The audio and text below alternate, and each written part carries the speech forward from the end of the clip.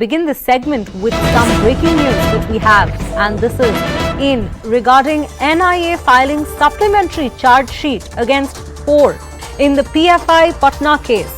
Total of 15 accused have been arrested so far, and the National Investigation Agency on Thursday has filed a supplementary charge sheet against 4 persons in the case relating to unlawful and anti-national activities of the banned Popular Front of India in Patna.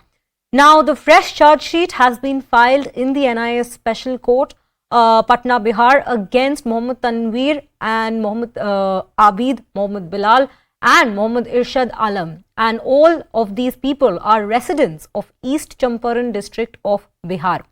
Now, the 4 accused PFI cadres were operating along with other accused in planning of a violent criminal act by arranging arms and ammunition and in propagating the PFI's ideology and agenda of violent extremism. So, this is the particular input that we have, and they have been charged under various sections of the IPC: Unlawful Activities Act 1967, Arms Act 1959, and as per the case which was initially registered dated 12th July 2022 at the police station Fulwari Sharif district, Patna, Bihar, that particular case was against 26 people, and it was taken over and re-registered by the NIA on 22nd July 2022. Now, we have CNN News 18's Anand Narsimhan joining us on this broadcast. Anand, a very good morning to you. Well, firstly, please do take us through the details of the investigation that has been ongoing. And secondly, the probe has been on for a while now, with raids being conducted even in May this year. And is the NIA still gauging the extent of this Fulwari Sharif module? Yes, what happened in Patna, in Fulwari Sharif, with the charge sheet being raised against 4. Now, the total number of accused has increased to 15 so far. Now, the NIA has very clearly said that it has filed this fresh charge sheet against the likes of Mohammad Tanveer, Mohammad Abid, Mohammad Bilal and Mohammad Irshad Alam, all who are residents of East Champaran district. The 4 accused were cadres of the PFI and were operating along with the other accused in planning of violent criminal acts and arranging arms and ammunition in propagating the PFI's ideology and agenda of violent extremism. The charges, they have been charged under the UAPA Act 1967, Arms Act 1959 and also various sections of the Indian Penal Code. So far, including the 4 that have been charge sheeted today, it's a total of 15 accused who've been arrested so far under the UAPA, and also with the charge of channelizing illegal funds from abroad to the PFI members and accused people in this case.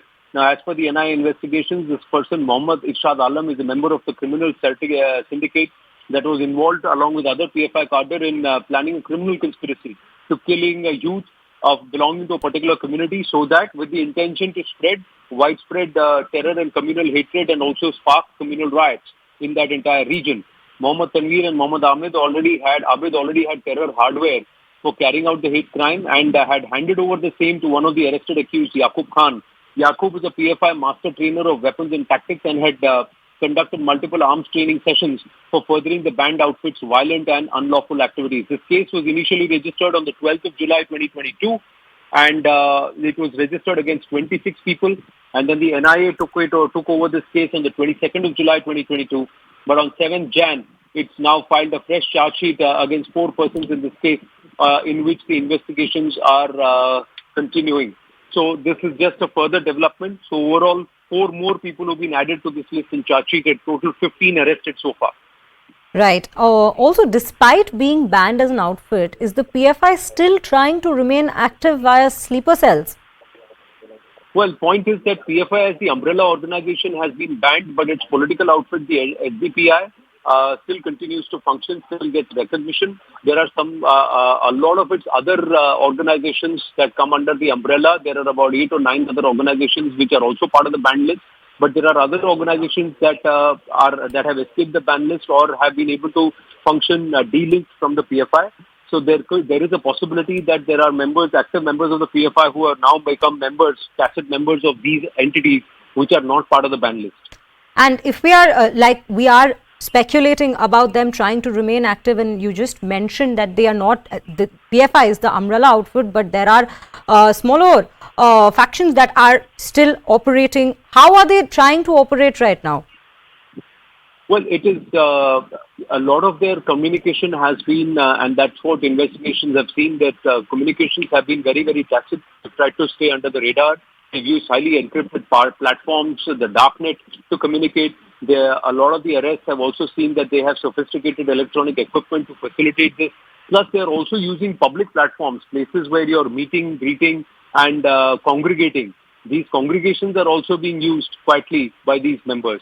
A lot of them are now trying to stay under the radar, but the NIA is continuing on its crackdown of the accused, especially in the Fulwari Sharif case.